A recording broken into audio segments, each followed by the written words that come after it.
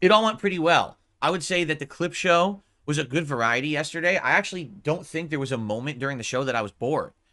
That's a good thing. Like everything was interesting. I learned a lot about Warhammer. Um, I learned a lot about all kinds of different things. We learned about what governments are kind of ranked as not corrupt or something like that.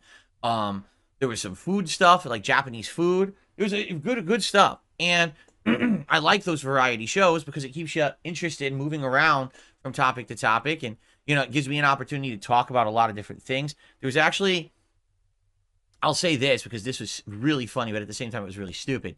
So there was a video that was a parody of what it's like trying to get a job, okay, in America, that is, and showing, oh, here's how you go online, you try to apply to via this online service, and literally all the good jobs have an insane amount of requirements, like 400 years of experience, and you have to have the godlike powers of a deity to get hired for this job. And it's like, how can anyone get those jobs, right?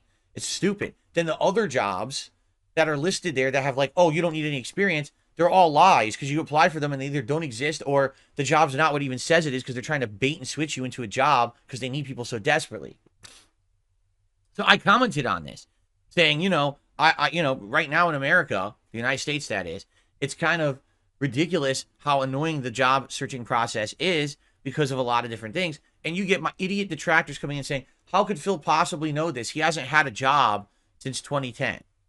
Really? I haven't worked since 2010. I haven't made a living. That's interesting, right?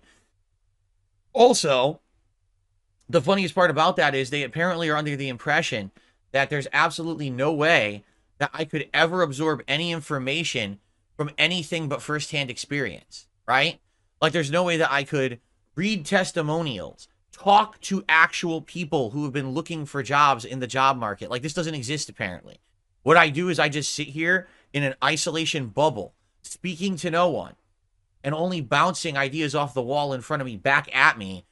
So all I have is first person experience. It's like, wow, it's almost like you're really stupid, but we already knew that.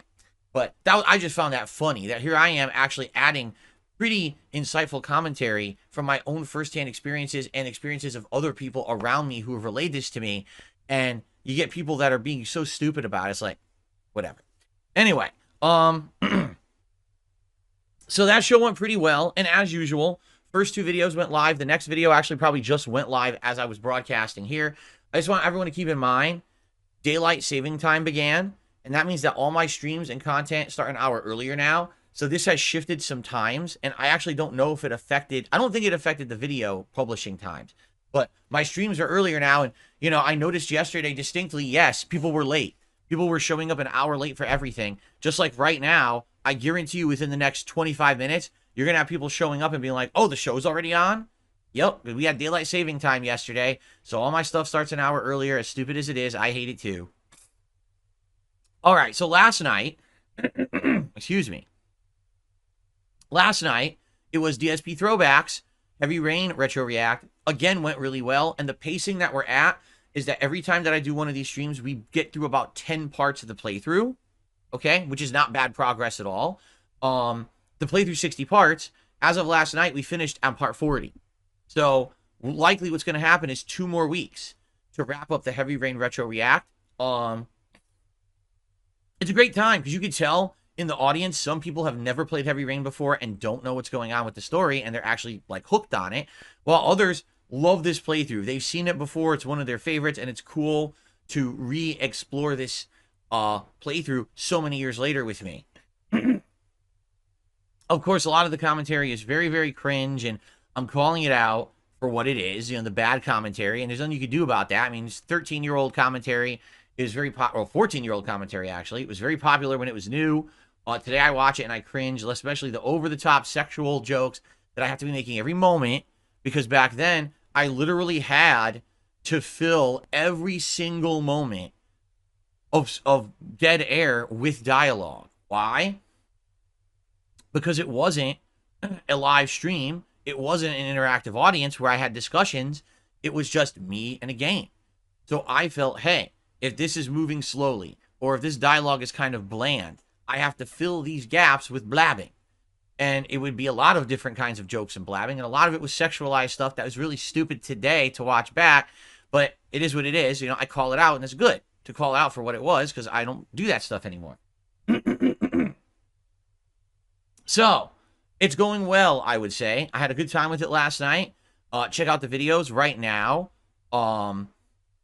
Basically, there's one part live, and then another part will go live every day for the next 4 days. So, it's pretty much the same for both DSP Reacts and DSP Throwback. One new video a day for the next 4 days to space it out. Now, if you're someone who likes that stuff and doesn't want to wait, if you become a member of either channel, you actually get to watch the archive streams. That's one of the benefits of being a member of either channel. Those streams go members only right away, so members can watch them back without having to wait all week to see the individual video. So maybe consider becoming a member and supporting those channels. Basically, that's the only way I get support on those channels. The ad revenue is negligible. I exaggerate. I wish I was exaggerating. On DSP Throwback, I make $1 a day on ad revenue. $1 a day. On the React channel, I don't even make that much because on the React channel, everything is claimed. So there's nothing I can do about that. That's just the nature of when you're reacting to stuff. The originators of the content claim all your content. So please consider supporting those channels if you like that stuff. Okay? Cool. So that was yesterday. Now let's talk about the schedule for the rest of the week. And this is really a topic that we need to discuss because